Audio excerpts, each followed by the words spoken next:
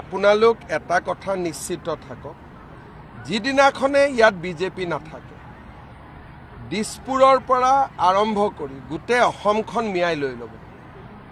আৰু এইটো কথা মই ভৱিষ্যতবাণী কৰি থৈ গ'লোঁ। মইতো মৰণশীল, সকলো মানুহটো সদায় জীয়াই থাকিব নোৱাৰে। যিদিনাখনে অসমত বিজেপি চৰকাৰ যাব, যিবিলাক আমাৰ অসমীয়া মানুহে এতিয়া বিজেপিক অভিশাপ দি আছে, তেওঁলোক এদিন নিজে অনুতপ্ত হ'ব। কাৰণ এটা মথাউৰিৰ দৰে আমি থিয় কৰি থৈ দিছোঁ।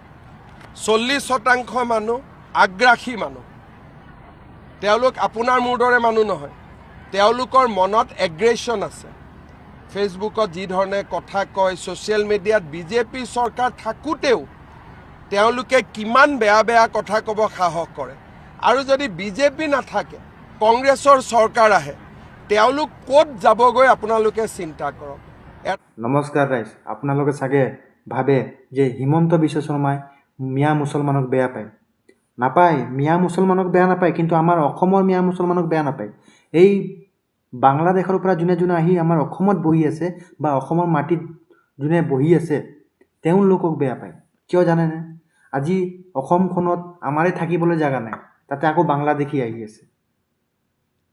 বাংলাদেশী আহি যদি 4-5টাকৈ বিয়া পাতি আমাৰ অসমত 12-13টা যদি ল'ৰা ছোৱালী জন্ম কৰিব, তো উঠি অহা প্ৰজন্ম বা আমাৰ ল'ৰা ছোৱালী এটা সময়ত থাকিবলৈ জেগা নহ'ব।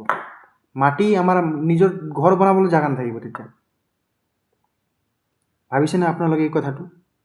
আজি যদি হিমন্ত বিশ্ব শৰ্মা যদি কিবা কৰি আছে, সেই আমাৰ কাৰণে কৰি আছে। মই বেয়া নাপাওঁ, কিছুমান কথাত মই ছাৰক বেয়া নাপাওঁ, হিমন্ত ছাৰক বেয়া নাপাওঁ, কিন্তু আপোনালোকে চাগে হিমন্ত বিশ্ব শৰ্মাক সেইটো কথালৈ চাগে বহুত বেয়া পাই লাভ নাই। যোনটো কাম কৰি আছে একদম ৰাইট কাম কৰি আছে। কাৰণ অসমখন অকল হিমন্ত বিশ্ব শৰ্মাৰ নহয়, অসমখন আপোনাৰো হয়, মোৰো হয়, আৰু অসমত থকা মুছলমানৰো হয়। যাতে বাহিৰৰ মুছলমান আহি আমাৰ অসমত থাকিব নোৱাৰে, সেইটো কাৰণে আমাৰ হিমন্ত ছাৰে এইবিলাক কাম কৰি আছে। আৰু মই ভাবোঁ ছাৰে এইবিলাক কাম কৰক, কাৰণ আমাৰ অসমৰ পৰিস্থিতি যাতে পিছত যাই বেয়া হ'ব নালাগে। চিধা কথা। যদি ভিডিঅ'টো যদি ভাল লাগিছে, তেনেহ'লে ভিডিঅ'টো শ্বেয়াৰ কৰক।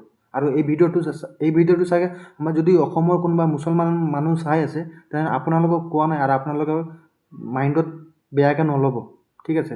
আপোনালোকে আমাৰ অসমৰ অসমীয়া মুছলমান হয়, আপোনালোকে আমাৰ অসমৰ অসমীয়া মুছলমান হয়, আৰু আমি বাংলাদেশী নহয়, বাংলাদেশী হয় সেই বাংলাদেশৰ পৰা আহা, আৰু তাক খেদাব আমাৰ হিমন্ত মামা। ভিডিঅ'টো শ্বেয়াৰ কৰিব।